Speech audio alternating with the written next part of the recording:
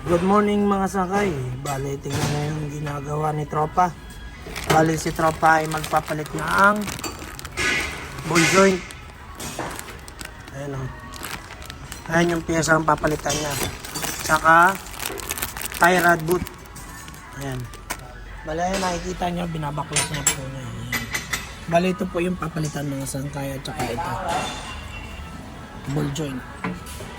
Ayan, bale, nabaklas niya na yung tie rod. Yung ball joint na lang.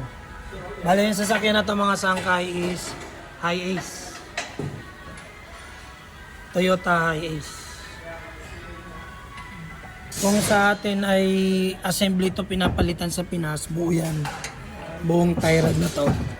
Dito, yung boot lang. Yan natin yung ginagawa ni Tropa.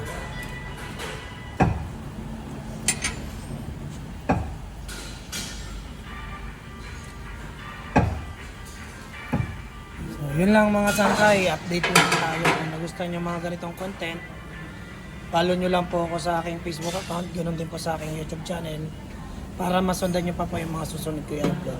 Yun lamang po, maraming salamat and God bless po.